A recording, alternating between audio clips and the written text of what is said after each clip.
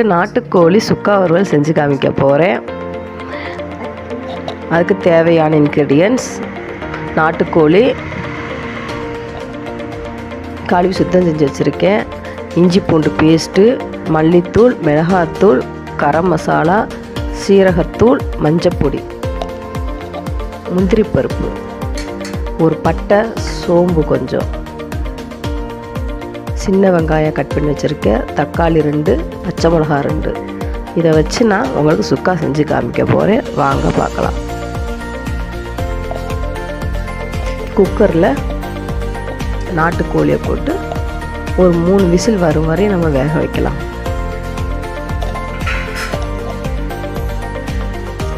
கொஞ்சமாக மஞ்சள் பொடி, கொஞ்சம் தண்ணி, கொஞ்சமாக உப்பு நல்லா கலக்கி விட்டுக்கோங்க. ஏன்னா நாட்டுக்கோழி வேகணும், அதனால் நம்ம 3 விசில் வரணும். குக்கரை போட்டு மூடி வச்சுருங்க. இப்போ வேகட்டும்.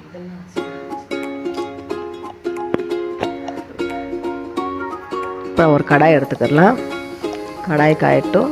நல்லெண்ணெய் நான் யூஸ் பண்ணுறேன். எண்ணெய் காயுது. சோம்பு, ஒரு பட்டை போட்டு தாளிச்சுக்கிடலாம். சோம்பு நல்லா பொரியணும். நான் நல்லெண்ணெய் யூஸ் பண்ணியிருக்கேன். கருவேப்பிலை கொஞ்சம், சின்ன வெங்காயம் 2 கைப்பிடி அளவு பொடியாக கட் பண்ணிக்கோங்க.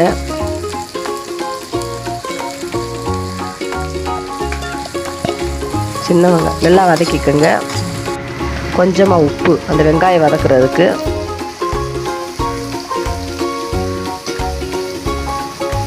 பொன்னிறமாக ஆற முடிய வதக்கிக்கோங்க.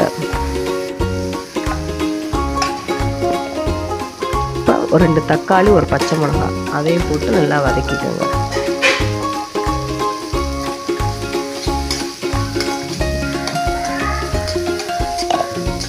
தக்காளி பழம் நல்லா மசியணும்.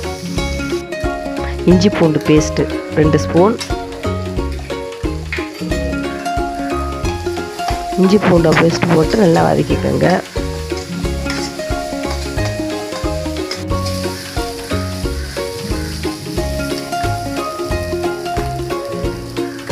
இஞ்சி பூண்டு பேஸ்ட் நல்லா வதங்கிருச்சு. இப்போ மசாலா பொருளை ஆட் பண்ணிக்கலாம்.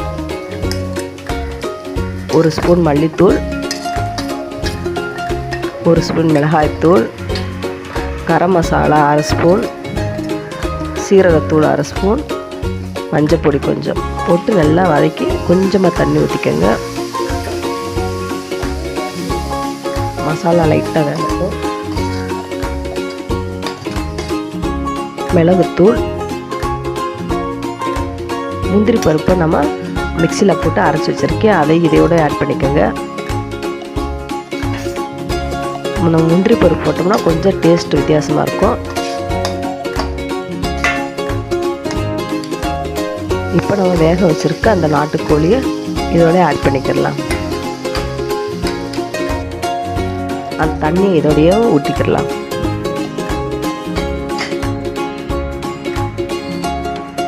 மசாலாவுக்கு தேவையான உப்பு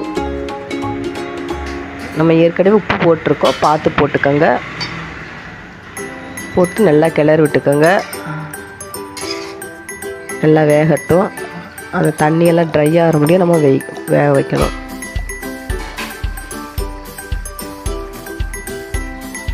இப்போ மூடி போட்டு நல்லா வெந்துருச்சு. அந்த எண்ணெய் பிரிஞ்சு வெந்துருச்சு. இப்போ கருவேப்பிலையும் கொத்தமல்லி தழையும் நம்ம தூவி விட்டுடலாம். இப்போ நம்மளுக்கு நாட்டுக்கோழி சுக்கா ரெடி ஆகிப்போய். இந்த வீடியோ உங்களுக்கு பிடிச்சிருந்துச்சுன்னா லைக் பண்ணுங்கள், ஷேர் பண்ணுங்கள், மறக்காமல் சப்ஸ்கிரைப் பண்ணுங்கள், பெல் ஐக்கானையும் கிளிக் பண்ணுங்கள். பாய்.